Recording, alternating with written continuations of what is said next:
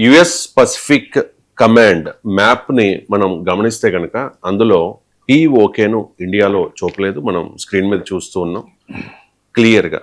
India map ఒక రకంగా ఉంటుంది, బట్ ఈ మ్యాప్లో యుఎస్ పసిఫిక్ కమాండ్ మ్యాప్లో, అమెరికా రిలీజ్ చేసిన ఈ మ్యాప్లో పిఓకే ఇండియాలో లేదు. సార్, ఈ కశ్మీర్ విషయంలో అమెరికా వైఖరి ఏంటి సార్? పిఓకే కానీ అక్సాయ్ చిన్ కూడా మన ఇండియాలో చూపలేదు.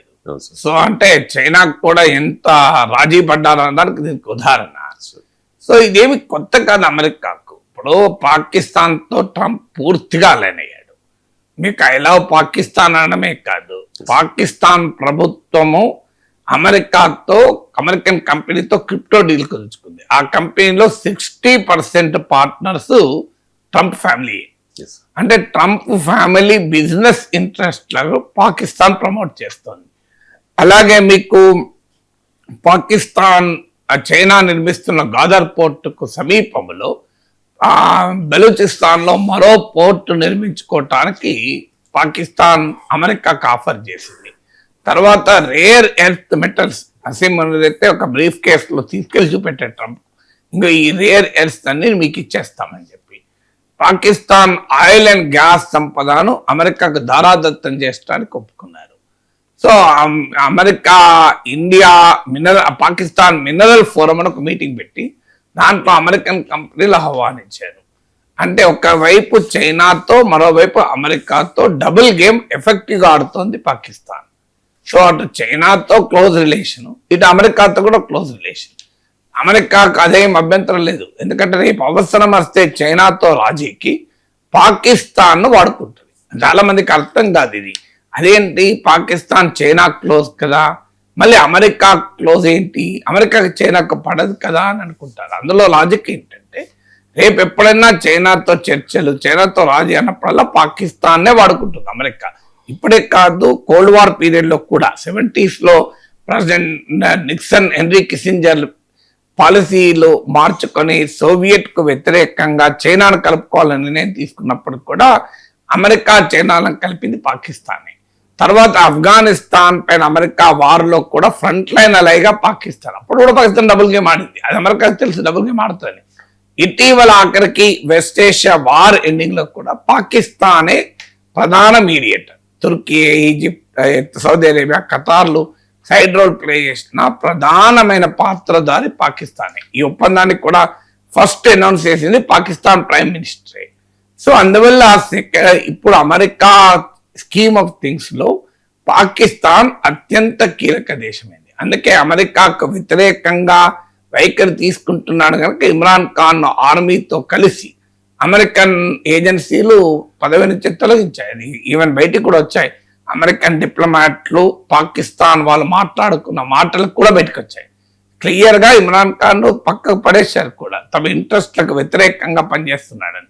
ఎందుకంటే రష్యా ఉక్రెయిన్ వార్ ప్రారంభమైన రోజు Pakistan prime minister Imran Khan Kremlin లో ఉన్నాడు, ప్రెసిడెంట్ పుటిన్తో ఉన్నాడు.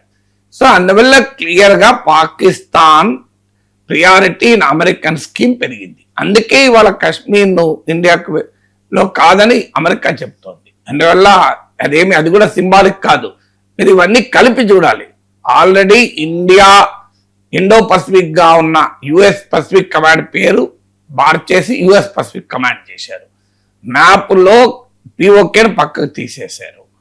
సో ఇదొక క్లియర్ ఇండికేషన్ ఏంటి, ఇండియాకు వ్యతిరేకంగా ట్రంప్ ప్రభుత్వ వైఖరి స్పష్టమవుతుంది. అన్ఫార్చునేట్లీ మన ప్రభుత్వం ఇది అర్థం చేసుకోవడం లేదు.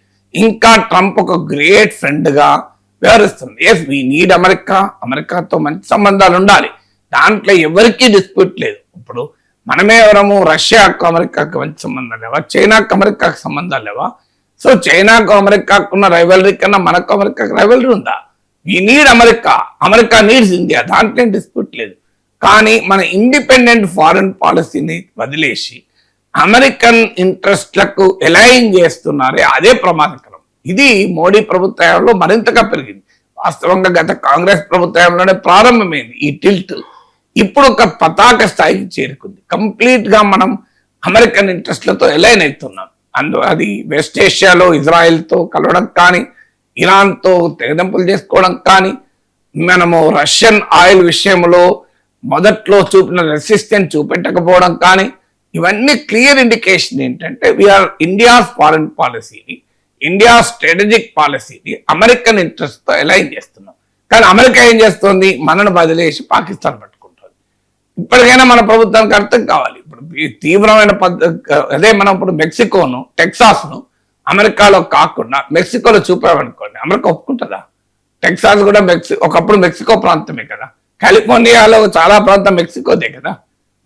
మరి అమెరికాలో కాకుండా కాలిఫోర్నియాను మెక్సికోలో చూపెడితే ఒప్పుకుంటుందా అమెరికా? ఎలా మరి అమెరికన్ భూభాగాలోమో అమెరికాలోనే చూపాలి, ఇండియా భూభాగాన్ని ఇండియాలో చూపెట్టకపోతే where is the strongest criticism of the prime minister? Prime minister అక్కడే ఉన్నాడు కదా, అనాలి కదా. అదే మెక్సికో చిన్న దేశం, మనతో పోలిస్తే బలహీనమైన, చిన్నదంటే జాగ్రఫీ కాదు నేను చెప్పేది, ఎకనామిక్ గా చూస్తే ఇండియా కన్నా బలహీనమైన దేశం. అలాంటి మెక్సికో గల్ఫ్ ఆఫ్ మెక్సికో పేరు మారుస్తాను ట్రంప్ అంటే, గల్ఫ్ ఆఫ్ మెక్సికోను గల్ఫ్ ఆఫ్ అమెరికాగా పేరు మారుస్తాను, వాట్ ఏ బ్యూటిఫుల్ నేమ్ అన్నాడు. అంటే వెంటనే మెక్సికన్ ప్రైమ్ మినిస్టర్ ఏమన్నా తెలుసా, యునైటెడ్ స్టేట్స్ ఆఫ్ అమెరికాను పేరు మార్చేస్తే యునైటెడ్ స్టేట్స్ ఆఫ్ మెక్సికో అని పెడితే వాట్ ఏ బ్యూటిఫుల్ నేమ్ అన్నది. అది కానీ ఎంత మరి మెక్సికో తన ఎక్స్పోర్ట్స్ కొరకు టోటల్గా అమెరికా పైన ఆధారపడుతుంది అయినా కూడా అన్నారు. కానీ where is the strongest stand of India? Patriotic Indian కడుపు మండదా, గుండెలు మండవా? ఏంటి దుర్మార్గం కదా. కాశ్మీర్ మళ్ళీ మనం చెప్పాలి, అమెరికాకు కాదు, ప్రపంచమే కాదు, విశ్వంలో ఉన్న ప్రతి ఒక్కరికి అర్థమయ్యేలా చెప్పాలి. Kashmir is an integral part of India.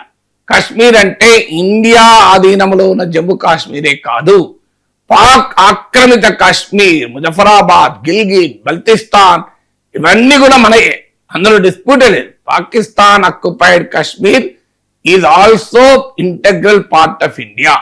భారతదేశం కాశ్మీర్ అన్న పదం వాడినప్పుడు, జమ్మూ కాశ్మీర్ అనే పదం వాడినప్పుడు it includes Pak occupied Kashmir. అది మనకు గుర్తుపెట్టుకోవాలి. సో మనం ఎప్పుడైనా కాశ్మీర్ అంటే మన దృష్టిలో మన కాశ్మీరే కాదు, పాక్ ఆక్రమణలో అధీనంలో ఉన్న కాశ్మీర్ కూడా మనదే. సో అందువల్ల మన భూభాగాన్ని తీసుకెళ్లి మనకు కాకుండా చెప్తా అంటే ఎట్లా అంగీకరిస్తాం? So Kashmir is an integral part of India. భారతదేశంలో విడదీయరాని భాగం కాశ్మీర్. కాశ్మీర్ అంటే భారత అధీనంలో ఉన్నదే కాదు, పాక్ ఆక్రమణలో ఉన్నది కూడా. ఇది మొదటిది. జమ్మూ కాశ్మీర్ భారత్ లో విలీనం అనేది complete and irreversible. Mister Trump అర్థం చేసుకో, it is complete and irreversible. Jammu Kashmir Bharat లో విలీనం కావడం సంపూర్ణము, వెనక్కు తిరగటానికి వీలు లేనిది. అది గుర్తుపెట్టుకోవాలి. 3, జమ్మూ కాశ్మీర్ ఇష్యూ పైన we will not allow third country to intervene. మూడో దేశం జోక్యాన్ని తీర్చేసే ప్రసక్తే లేదు. ఏమైనా చర్చిస్తే పాకిస్తాన్ తో చర్చిస్తాం. ఎందుకు చర్చిస్తాం? పాక్ ఆక్రమిత కాశ్మీర్ ఎప్పుడు అప్పచెప్తామని చర్చిస్తాం, అంతకుమించి ఏం లేదు. అక్కడ కూడా చర్చ. పాక్ ఆక్యుపైడ్ కాశ్మీర్ ఎప్పుడు మాకు అప్పచెప్తావు, గౌరవంగా అప్పచెప్తావా, లేక మేము ఇతరత్ర మార్గాలు చూడాలా అని మాత్రమే పాకిస్తాన్తో చర్చిస్తాం. అందువల్ల ఈ కహానీలు మార్చి పాకిస్తాన్తో ప్రేమాయణం చేస్తే చేసుకోవచ్చు, దానికి అభ్యంతరం లేదు ట్రంప్కు. కానీ గుర్తుపెట్టుకోవాలి, ఒక దివాళాకోరు దేశం, ఒక పనికిమాలిన దేశం, అసలు సైన్యం ఆధీనంలో ఉన్న దేశం అమెరికా ఎంత గొప్ప దేశం, ఎంత గొప్ప ప్రజాస్వామ్యం, ఎంత గొప్ప టెక్నాలజీ ఉన్న దేశం, ఎంత ప్రోగ్రెసివ్ గా ముందుకెళ్తున్న కంట్రీ.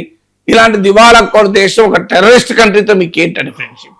డెమోక్రటిక్ నేషన్, ఒక స్ట్రాటజిక్ బ్రిలియన్స్ ఉన్న దేశం, టెక్నాలజీలో ఒక అద్భుతాలు చేస్తున్న దేశం, భారత్ దేశాన్ని వదిలేసట దివాళాకోరు పనికిమాలిన దేశంతో మీ సంబంధాలు. ఇంతకన్నా అన్యాయం ఇంకోటి ఉంటుందా? పాకిస్తాన్ అదే అన్నారు చూడు, బావ కళ్ళల్లో ఆనందం కొరకని.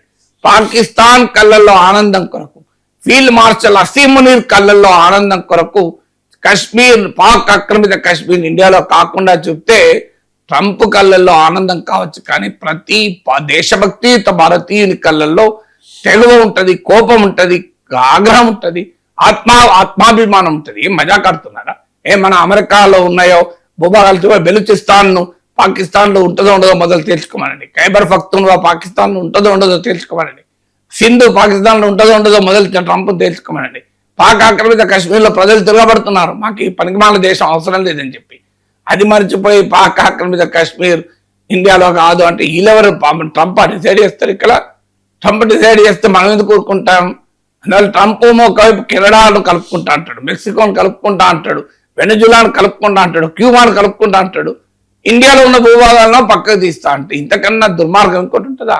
Indian government and Indian prime minister should respond in the strongest possible terms.